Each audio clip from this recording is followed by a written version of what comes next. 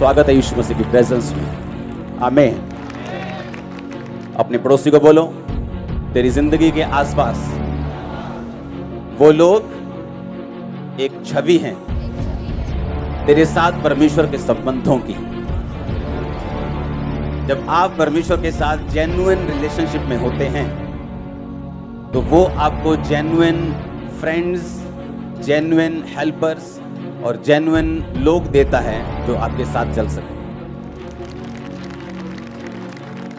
और अगर आपकी रिलेशनशिप परमेश्वर के साथ फेक है, उतार चढ़ाव वाली है, कम विश्वास वाली है, तो आपके आसपास के लोग भी जो आपकी लाइफ में होंगे वैसे ही होंगे। कुछ लोग परमेश्वर के साथ गेम्स खेलते हैं।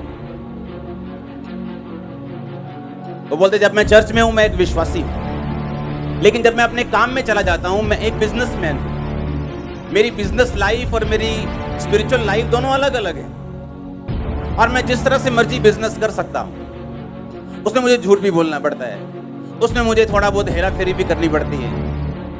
और इसीलिए आपके आसपास के लोग भी वैसे ही होते हैं, क्योंकि जैसे वो निराशा जो आप परमेश्वर की लाइफ में बोते हैं आपको काटने को मिलती है आपके अपने लोगों से जो आपके आसपास।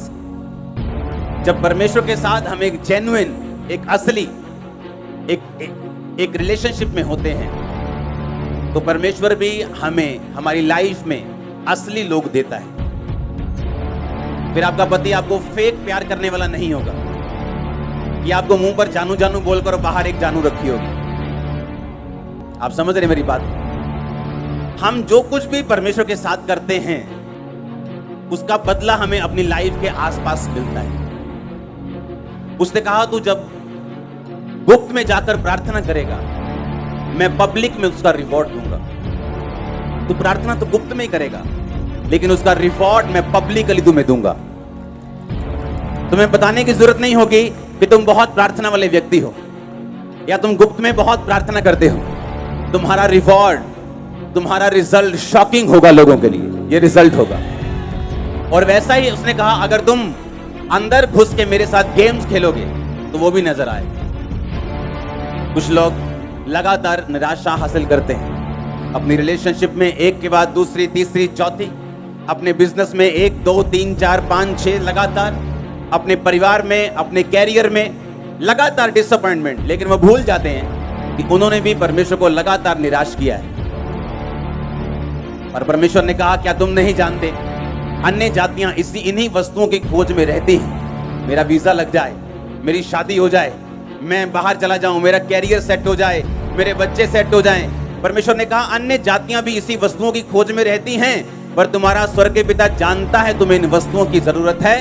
पहले तुम उसके स्वर्ग और राज्य की खोज करो तो दुनिया की सब वस्तुएं तुम्हें पीछे पड़ के मिल जाएंगी। ये परमेश्वर का वायदा है तुम्हारे साथ। उसने कहा अन्य जातियां भी तो इन्हीं वस्तुओं की खोज में रहती हैं। वो भी तो जाती है ना, बाबा जी मेरा काम कर दो, रास्ता नहीं खुल रहा, कृपा कर दो। तो परमेश्वर ने कहा तुम भी तो इसी तरह से आए हो कि मेरा वीजा लग जाए, तो तुम में और उनमें फर्क क्या है? परमेश्वर ने कहा पहले तुम परमेश्वर के धर्म और राज्य की खोज करो तो सब वस्तुएं तुम्हें पीछे पड़ के क्या होंगी? मिल जाएंगी। हालेलुया। आपकी लाइफ में जो भी शारीरिक बदलाव शुरू होता है सबसे पहले वो आत्मा में होता है। जब हम आत्मा में माहौल चेंज कर लेते हैं तो शरीर में माहौल चेंज कर लेते हैं। जब हम आत्मा में बदलाव देख लेते हैं तो शरीर में अपने आप बदलाव दुनिया में आना शुरू हो जाता है। यहोशू 5 उसकी 1 से लेके 15 आयत, इसको नोट करेंगे हम। मैं आपको 2 आयत से पढ़ूंगा।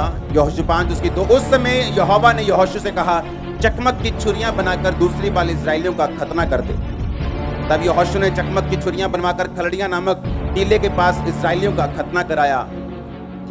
यहोशू ने जो खतना कराया उसका कारण यह है कि जितने युद्ध के योग्य पुरुष मिस्र से निकले थे वो सब मिस्र के निकलने पर जंगल के मार्ग में मर गए थे। जो पुरुष मिस्र से निकले थे उनका सबका खतना हो चुका था, परंतु जितने मिस्र के निकलने पर जंगल के मार्ग में पैदा हुए थे उनमें किसी का खतना ना हुआ था। हालेलुया। जब खतना हो गया तो 9 आयत में लिखा तब यहोवा ने यहोशू से कहा तुम्हारी नाम धराई जो मिस्रियों में हुई है उसे मैंने आज दूर किया है। इस कारण उस स्थान का नाम गिलगाल पड़ा। सब बोलो आमीन। परमेश्वर ने कहा इनका खतना कर दो। पुराने नियम में खतना जरूरी था। तो बाइबल कहती है जब उनका खतना हुआ तो परमेश्वर ने कहा आज मैंने तुम्हारी नाम धराई मिस्र में से क्या की है?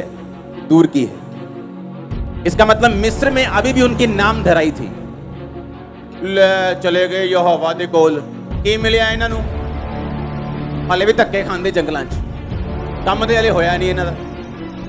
लेकिन काम इसलिए नहीं हुआ क्योंकि उन्होंने परमेश्वर के वचन को क्या नहीं किया था? पूरा नहीं किया था।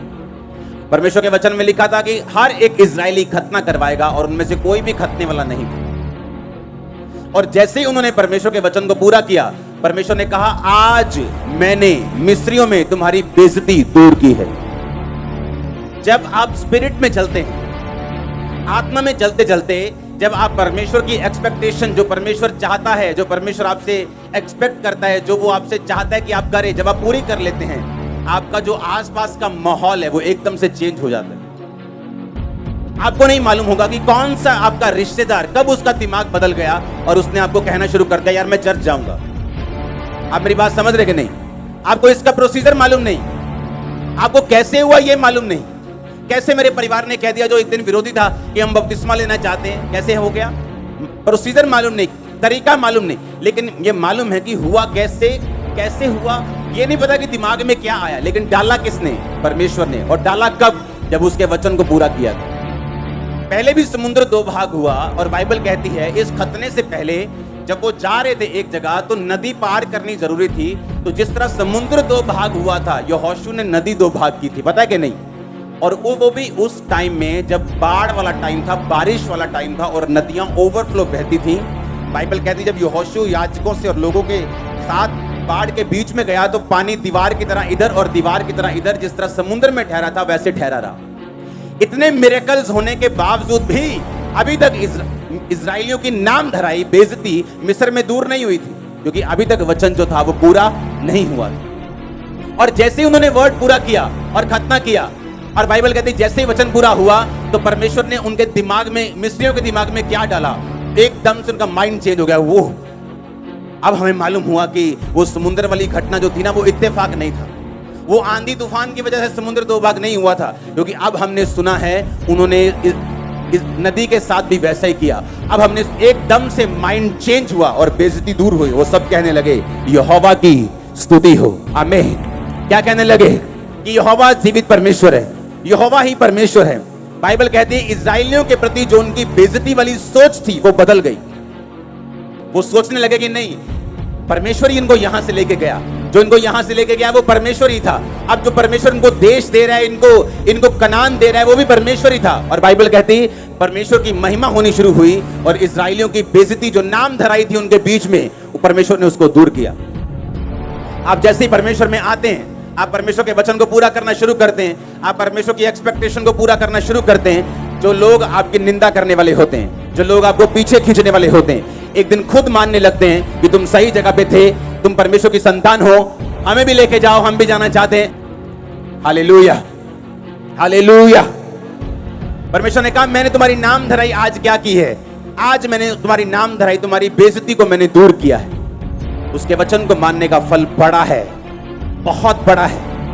वो आपकी फाइट को खत्म कर देगा जो आपके घर में चल रही है। सरेंडर कर देंगे आपके एनिमीज, सरेंडर कर देगी वो बीमारी, सरेंडर कर देगा वो तूफान, वो फाइनेंशियल ट्रबल, वो कर्जा, वो बच्चों के नशे वाली आत्मा।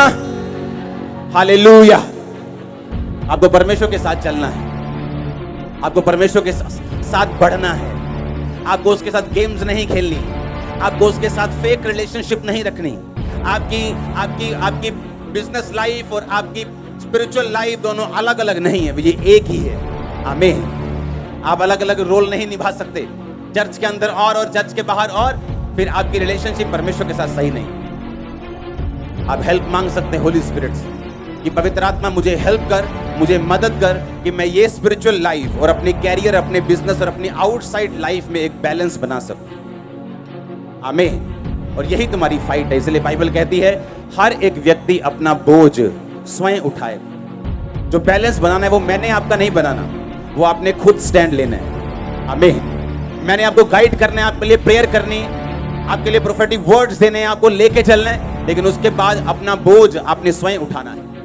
आपने खुद अपने आप में स्टैंड लेना है, आपने खुद प्रार्थना करने का निश्चय करना है, आपने खुद तौबा करने का निश्चय करना है, खुद एक बैलेंस लाइफ जीने का निश्चय करना है कि आपकी स्पिरिचुअल लाइफ और आपकी कैरियर वाली लाइफ ये अलग अलग नहीं, ये सेम लाइफ है। आमीन। इसलिए परमेश्वर ने कहा, जो अपना हाथ हल पर रखकर पीछे देखेगा वह मेरे योग्य नहीं।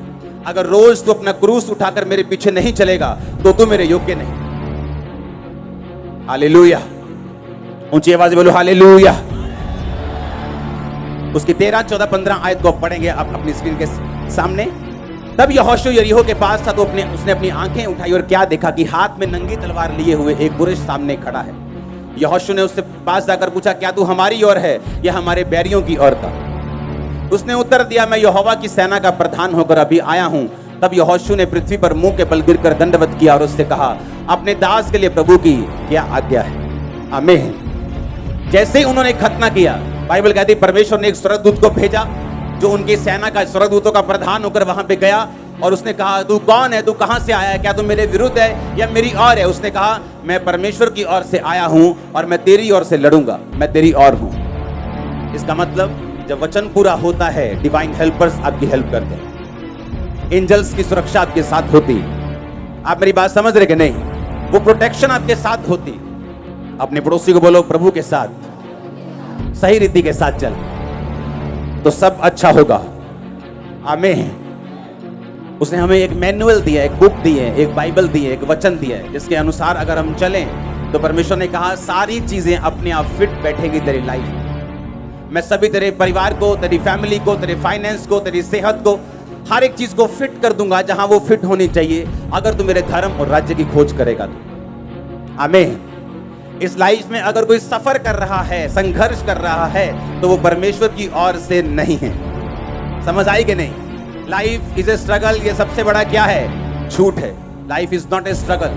आपने अपने बच्चों को स्ट्रगल करने के लिए पैदा नहीं किया।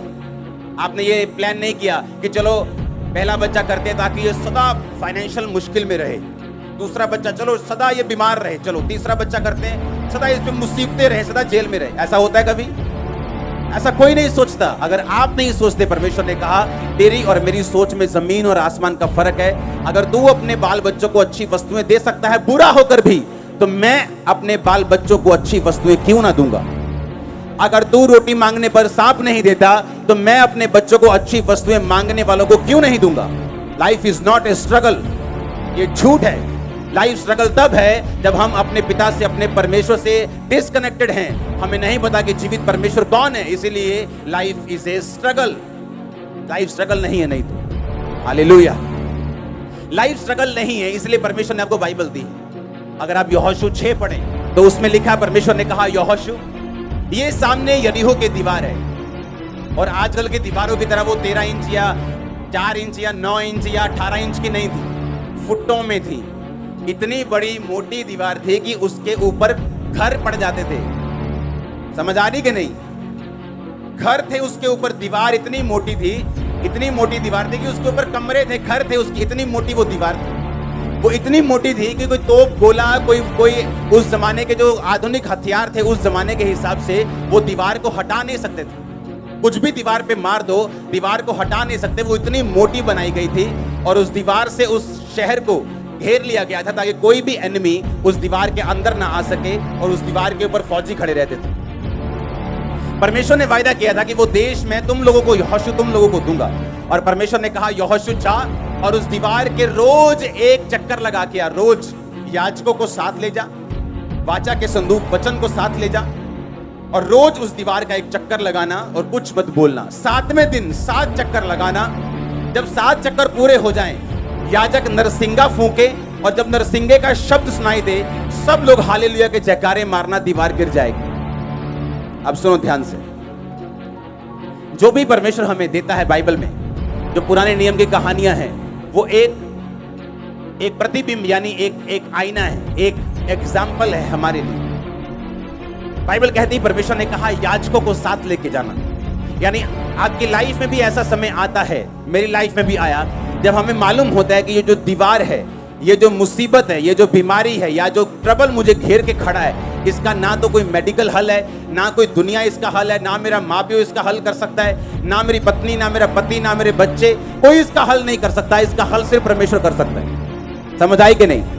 ऐसा आपकी लाइफ में अगर नहीं हुआ तो वो होगा, ताकि परमेश्वर अपनी उपस्थिति साबित कर सके कि मैं तुम्हारी लाइफ में जीवित हूं।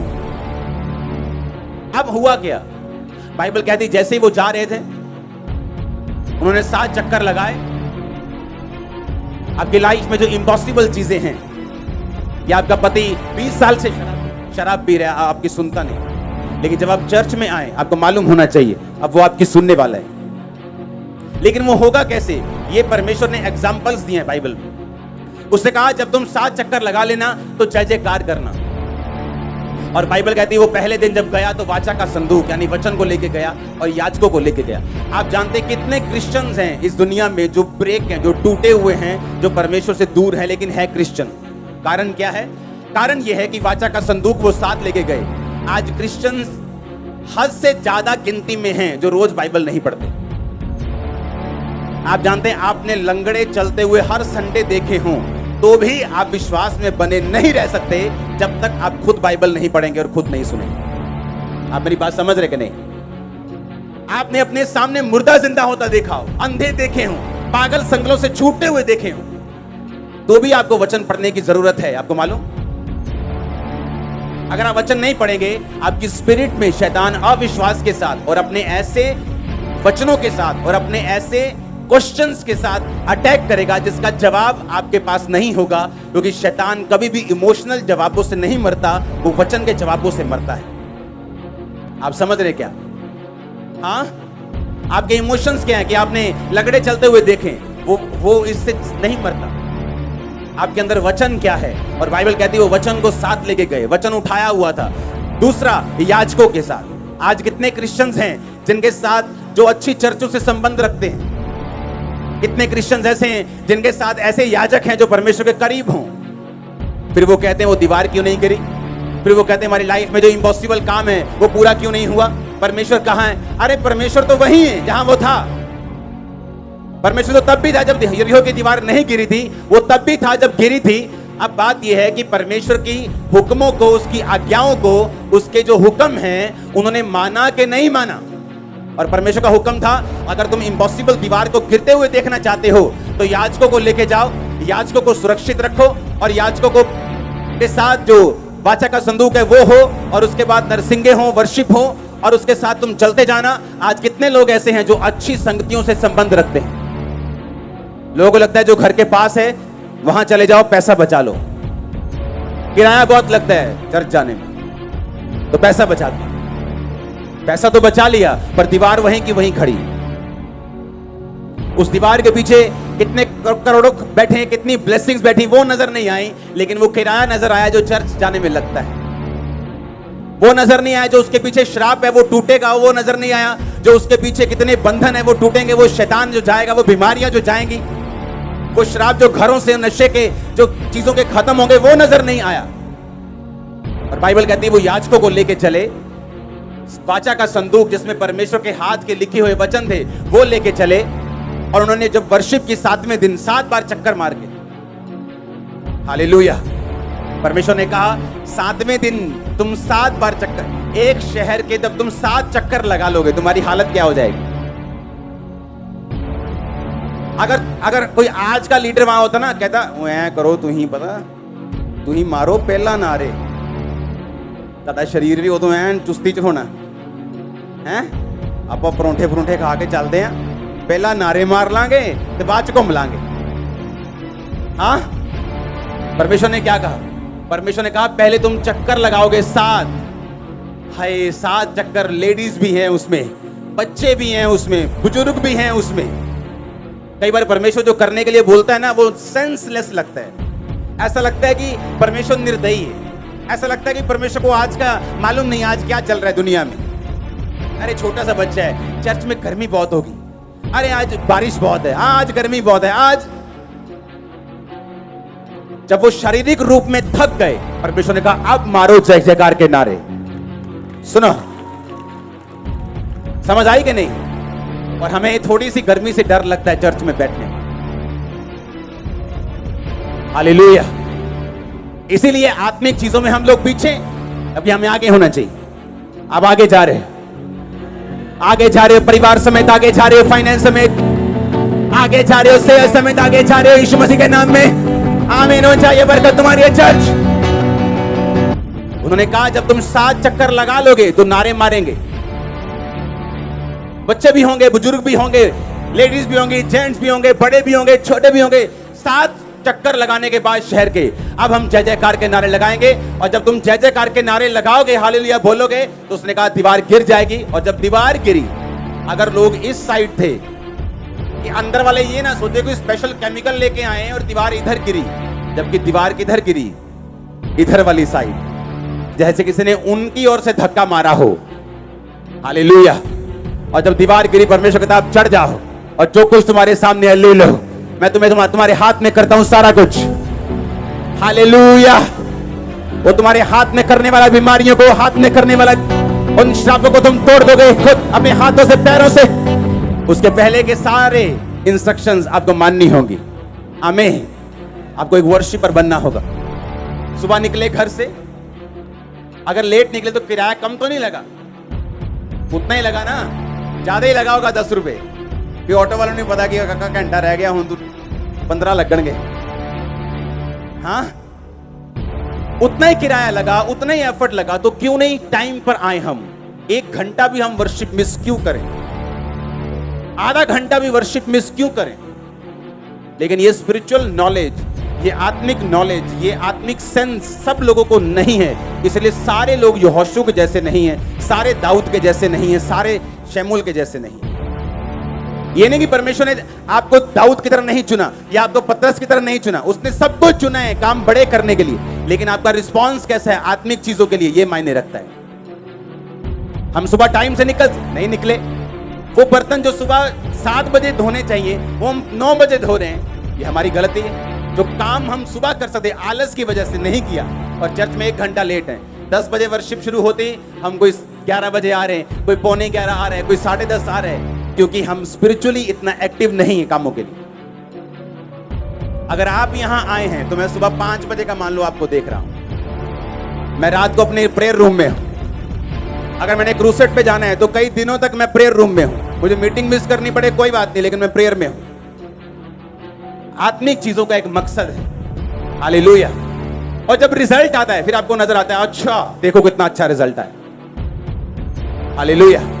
लेकिन उस रिजल्ट के लिए आपको कुछ प्राइस, कुछ मूल्य आपको अदा करना होता है, जो हम अदा करने के लिए तैयार हैं या नहीं। हालेलुया। अब वो लोग जिनकी लाइफ में वचन है, वो लोग जिनकी लाइफ में वर्शिप है, वो लोग जिनकी लाइफ में अच्छी संगति है, वो लोग मार नहीं खा सकते। अच्छी संगति उनको संभाल के रखती है। जो वचन वो खुद पढ़ते हैं उनको संभाल के रखते हैं। जो वर्शिप वो खुद करते हैं वो उनके बंधनों को तोड़ती है। आमीन। और इसीलिए परमेश्वर ने हमें वचन दिया, पुराना नियम दिया, नया नियम दिया। हम उन वचनों को स्टोरीज की तरह, जैसे अन्य जातियां पढ़ती हैं अपने पुरानी स्टोरीज की तरह, जिनसे, लेकिन ये स्टोरीज नहीं है, ये जीवित वर्ड है। ये सिखाता है कि उस समय ऐसे हुआ था, अगर तुम पैटर्न फॉलो करोगे तो तुम्हारे साथ भी वैसा हो सकता है, तुम भी ब्लेस्ड हो सकते हो, तुम्हारी भी जो कंडीशन है वो सुधर सकती है। इम्पॉसिबल पॉसिबल हो सकता है, वो हो सकता है। 100% मैंने देखा है। हालेलुया।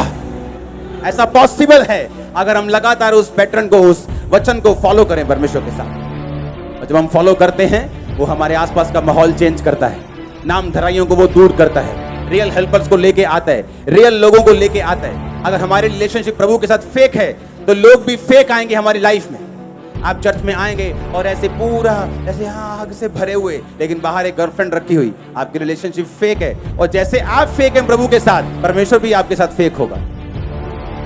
उसने कहा मैं तुम्हें कभी ना छोड़ूंगा, कभी ना त्यागूंगा, और मैं तुझे धोखा नहीं दूंगा। इसका मतलब परमेश्वर धोखा देता है। जब तुम उसको धोखा देते हो वो तुमको डबल धोखा देता है। उसने कहा मैं तुम्हें कभी धोखा नहीं दूंगा, क्योंकि तुमने मुझे धोखा नहीं दिया तो मैं भी तुम्हें धोखा नहीं दूंगा। तुम मेरे साथ वफादार रहे हो, मैं भी तुम्हारे साथ वफादार रहूंगा। तुमने मुझे नहीं छोड़ा, मैं तुम्हें नहीं छोड़ूंगा और नहीं त्यागूंगा। जो तुम मुझे दोगे मैं 100 गुना करके तुम्हें वापस करूंगा। सुलेमान ने भवन बनाया, परमेश्वर ने भवन से अच्छा घर उसे दिया। तुम उसको हरा नहीं सकते। अगर धोखा दोगे तो वो बढ़ा देगा, पैसा दोगे तो वो बढ़ा देगा। तुम जो भी उसको दोगे वो तुम्हें वापस करेगा। हालेलुया। अपने पड़ोसी को बोलो ध्यान से चल। अगर तू प्रभु से, उसकी वाचा से वफादारी के साथ चलेगा तो परमेश्वर भी तेरे आसपास को तेरे साथ वफादार करेगा। उस मैदान के, जिस मैदान में तू चलेगा, उसके पत्थर तक तुझसे वफादार रहेंगे। Hallelujah, hallelujah. आपकी घर की ईंटें तक आपसे वफादार रहेंगी। आपके स्कूटर, मोटरसाइकिल, आपकी गाड़ियां, आपके सिलेंडर आपसे वफादार रहेंगे। मैं आपको सच कह रहा हूं। हालेलुया। क्योंकि आप परमेश्वर के साथ अगर वफादार हैं तो, अगर आपकी रिलेशनशिप फेक है तो बाइबल बताती है, अगर अभी मैं आपको छोड़ दूं सबको कि अगले आधा घंटा हम लंच करेंगे, आप सब फ्री हो, आपस में बातचीत करो, 15-20 मिनट में ही चुगलखोर इकट्ठे हो जाएंगे, पवित्र लोग अलग इकट्ठे हो जाएंगे, जो प्रार्थना करने उनकी अलग जोड़ी बन जाएगी, व्यभिचारियों की अलग बन जाएगी। उन्होंने ढूंढा कैसे एक दूसरे को, ये बड़ी मिस्ट्री है। कैसे मालूम हुआ तुमको? बस पता लगे ना आप बंदा अपना ही है। हाँ, ऐसे ही जैसे आपने ढूंढ लिया, व्यभिचारी ने व्यभिचारी को ढूंढ, मालूम नहीं कैसे ढूंढते वो, और कैसे आत्मा वाला बंदा आत्मा वाले बंदे के साथ ही अट्रैक्ट होता है कि वो आत्मिक बंदा आत्मिक के साथ। बहुत कम होता है, 99%, 90 से 99% कम होता है कि एक स्पिरिचुअल लाइफ की एक बंदे में एक धोखा देने वाला बंदा है, वो भी उसको कुछ सिखाने के लिए, कुछ दिखाने के लिए, अदरवाइज उसको नुकसान देने के लिए वो नहीं होता। लेकिन जो फेक लोग होते हैं उनकी लाइफ में वो सचमुच नुकसान करने के लिए आए होते हैं। हालेलुया। एक दूसरे को ढूंढ लेते हैं हम, अपने अपने जैसे को हम ढूंढ लेते हैं। आपको ढूंढना है कि आत्मिक लोग, आपको ढूंढना है संगति अच्छी, आपको ढूंढना है। और बाइबल कहती है वाचा का संदूक, याजकों की उपस्थिति उनकी लाइफ में, वर्शिप, और वो दीवार नीचे थी, जो दीवार सामने खड़ी थी उनको गालियां दे रही थी, उन पे हंस रही थी, उनके पांव के नीचे थी। वो शैतान आपके पांव के नीचे होगा, बिल्कुल नीचे नीचे होगा। मैंने कहा पांव के बिल्कुल नीचे। हालेलुया। आपको विश्वास करना है और परमेश्वर के साथ चलना है। आमीन। जो परमेश्वर ने हुक्म दिए हैं उन्हें बिना तोड़े, बिना बहाना बनाए आपको पूरा करना है। हम परमेश्वर से ज्यादा धर्मी नहीं हो सकते, परमेश्वर से ज्यादा पवित्र नहीं हो सकते, परमेश्वर से ज्यादा आगे नहीं देख सकते। जितना वो देख सकता है हम उतने हिसाब से चलें। हालेलुया। बाइबल कहती है जब परमेश्वर ने शमूएल को कहा कि जाके शाऊल से कह दे कि उस देश में जाके सारे लोगों को खत्म कर दो, वो गया। और बाइबल कहती है अच्छी भेड़ बकरियां, अच्छी गाय बैल बकरियां भैंसे बचा के रखी। राजा अगाग को जीवित पकड़ लिया, उसको मारा नहीं। मारा क्यों नहीं? कि पब्लिक में ले जाके मारूंगा, पब्लिक वाह वाह करेगी। थोड़ा पॉलिटिकल हो गया था कि लोग खुश होंगे। उसे परवाह नहीं थी कि परमेश्वर क्या सोचेगा, पर लोग खुश रहने चाहिए। चाहे झूठी प्रोफेसी करनी हो, लोग खुश रहने चाहिए, जनता आती रहनी चाहिए, परमेश्वर का कोई बात नहीं। ऐसे लोग थोड़े टाइम के लिए होते हैं। और क्या हुआ? जब परमेश्वर का दास आया, उसने कहा ये क्या किया तूने? उसने कहा मैंने वही किया जो तूने किया। उसने कहा जो मैंने कहा वो अगर तूने किया होता तो ये गायों का भैं ये मेमयानों का मैं ये मुझे सुनाई नहीं देता। उसने कहा ये तो मैं तेरे ही परमेश्वर के लिए भेंट लेके आया हूं, उसी को चढ़ाना है। उसने कहा परमेश्वर क्या ये चाहता है कि तुम गाय बैल बकरियां चढ़ाओ, या ये चाहता है कि तुम उसकी आज्ञाओं को मानो? हालेलुया। आप जाने अगर हम पुराना नियम पढ़ें और अगर हम दिमाग से पढ़ेंगे तो ठोकर खाएंगे। हमें लगेगा कि अगर परमेश्वर कहता है मैं सब इसकी संतान है, तो फिर उसने मारने का हुक्म क्यों दिया अमालेकियों को? क्यों परमेश्वर बोलेगा अमालेकियों को मार दो? क्या वो उसके बच्चे नहीं है क्या? बाइबल कहती है कि परमेश्वर ने जब तक यीशु मसीह नहीं आए हुक्म बना के रखा, दांत अगर कोई तोड़ दे तो उसका दांत तोड़ दो, कोई प्राण लेना चाहे तो उसका प्राण ले लो। पता है क्यों? अगर ऐसा परमेश्वर के वंश के साथ या परमेश्वर के लोगों में परमेश्वर ना कहता, तो परमेश्वर के लोग आज के जैसे हमेशा नम्र रहते और यीशु मसीह के वंश के आने से पहले ही वो वंश मर चुका होता। यीशु मसीह आ सके दुनिया में, उसका वंश बच सके, तो परमेश्वर ने ऐसे रूल बनाए कि तब तक यीशु मसीह के आने तक ऐसा रूल बना रहे और इजरायली जाति बनी रहे, उसका वंश बना रहे। और जब यीशु मसीह आए, यीशु मसीह ने कहा अब दांत के बदले दांत नहीं, अब प्राण के बदले प्राण नहीं, अब जो कोई तुम्हारे इधर थप्पड़ मारे उधर कर दो। अरे हमारी बातें मान के तो लोग महान हो गए दुनिया में। हाँ, कहां लिखा है और यहां मारो तो वहां कर दो? कहीं नहीं लिखा, बाइबल में लिखा है। एक बात मान के लोग इतना ग्रेट हो गए, आप पूरी बाइबल मानोगे तो पूछो कहां जाओगे? हालेलुया। परमेश्वर ने मालूम क्यों कहा अमालेकियों को? थोड़े सालों के बाद उन्हीं अमालेकियों के वंश में हामान पैदा हुआ। और हामान ने पता क्या कहा राजा को कि राजा, ये सारी यहूदी जाति जो तू देख रहा है ना, ये अलग सी है, लंगर नहीं खाती, प्रसाद नहीं खाती, इनको खत्म कर दिया जाए। राजा ने अंगूठी ली, छाप लगाई, बोला खत्म कर दो। पता है क्यों? क्योंकि वो यहूदी थे। कहां से आए थे? शाऊल शमूएल के वंश से आए थे। और क्यों परमेश्वर ने कहा था अमालेकियों का पूरी तरह से नाश कर दे? क्योंकि नहीं तो आने वाले समय में ये पूरी यहूदी जाति को नाश कर देंगे। लेकिन उसने सुनी नहीं। परमेश्वर सिर्फ इस बात से नाराज नहीं था कि इसने बात नहीं सुनी, उसका मकसद बहुत बड़ा था। आप परमेश्वर से ज्यादा धर्मी नहीं हो सकते। हालेलुया। कि नहीं नहीं प्रभु ਨੂੰ थोड़ी पता है, दयावान बनो, दयावान। मैं तो नहीं मारूंगा सभी अमालेकियों को, कुछ कुछ छोड़ दिए, भाग जाओ, कोई बात नहीं। कि नहीं नहीं मासी का दिल थोड़ी दुखाना है, ठीक है मासी मैं नहीं जाता चर्च। और शाऊल ने भी ऐसा ही किया था। परमेश्वर की आज्ञा भी पूरी करते थे, जो हाथ में आएगा उसको मार देंगे, जो बचता है बचने दो। और वही उनके लिए खतरा बन गए, वही उनके लिए थ्रेट बन गए। जिस पाप को आज आप खत्म नहीं करेंगे, फ्यूचर में ये आपके बच्चों को खा जाएगा। जिस व्यभिचार को आज आप खत्म नहीं कर रहे, वो फ्यूचर में आपके बच्चों के लिए जहर है। वो जहर भी छोटा शब्द है उसके लिए। जिस पाप को आज आप खत्म नहीं कर रहे, जिसको अपने सांप बना के रखा हुआ है, वो प्रकाशित वाक्य में वो सांप जो उत्पत्ति में सांप था, एक छोटा सपोला था, वो प्रकाशित वाक्य में अजगर बन चुके हैं। और अजगर निगल लेता है। लोग तब नहीं सुधरते जब वो पाप करते हैं और कहते कोई बात नहीं, लेकिन जब वो अजगर बन के पूरे परिवार को निगल लेता है तब रोते हैं। तब रोने का फायदा नहीं, अब हो गया जो होना।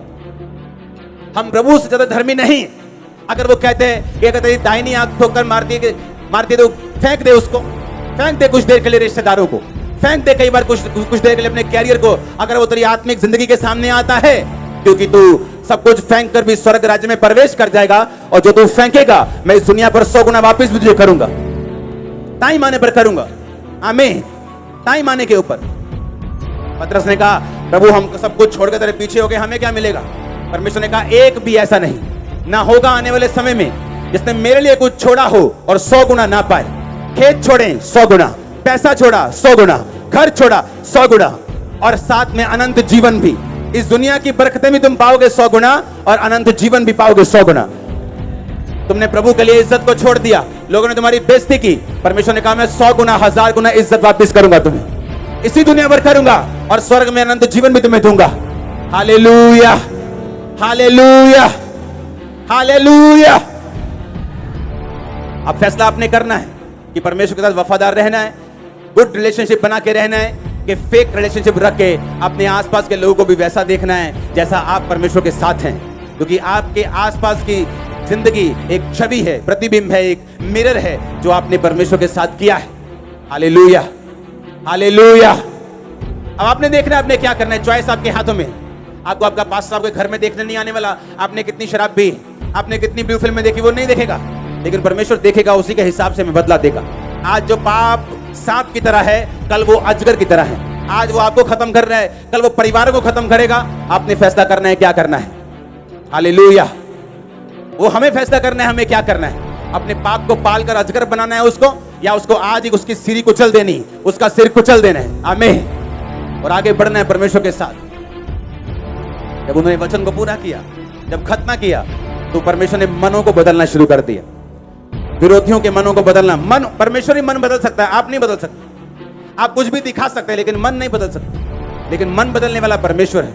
जैसे उन्होंने प्रभु के वचनों को पूरा किया, परमेश्वर ने विरोधियों के मन बदलने शुरू कर दिए। परमेश्वर ने कहा आज मैंने तुम्हारी नाम धराई, तुम्हारी बेइज्जती को आज मैंने दूर किया है, जब तूने वचनों को माना है। सडनली रियलाइज होगा आपके लोगों को कि नहीं, वो जगह सही, यीशु मसीह सही, एकदम से आपके हस्बैंड को, आपकी वाइफ को, आपके नशे करने वाले बच्चों को एकदम से रियलाइज होगा, एकदम से मालूम दिमाग में कुछ आएगा कि नहीं, मुझे परमेश्वर के साथ चलना है। तू बच, तेरा घराना बचाया जाएगा। तू बच, तेरा घराना बचाया जाएगा। जब तू मेरे धर्म और राज्य की खोज करेगा तो सब वस्तु तुझे पीछे पड़ के मिलेंगी। हासिल करोगे आप सब चीजों को, ए से लेके जेड तक यीशु मसीह के नाम में। मैंने कहा ए से लेके जेड तक यीशु मसीह के सामर्थ्य नाम में। उसने कहा मैं अल्फा, मैं ओमेगा, मैं आखिरी, मैं अंत, मैं शुरू हूं। मैं आप सब चीजों को हासिल करने पाएंगे जो परमेश्वर ने आपको रखी है। शैतान के कामों का नाश होगा आपकी लाइफ से, उसके कामों का नाश होगा आपके फाइनेंस से। आमीन हो चाहिए बरकत आपकी है चर्च। Hallelujah, hallelujah. अपने पड़ोसी को बोल वफादार रहे, इसमें तेरा फायदा है। आमीन। फिर से बोलो पड़ोसी से वफादार रहे, इसमें तेरा क्या है? आमीन, आमीन। 7 बार बोलो आमीन, आमीन, हालेलुया।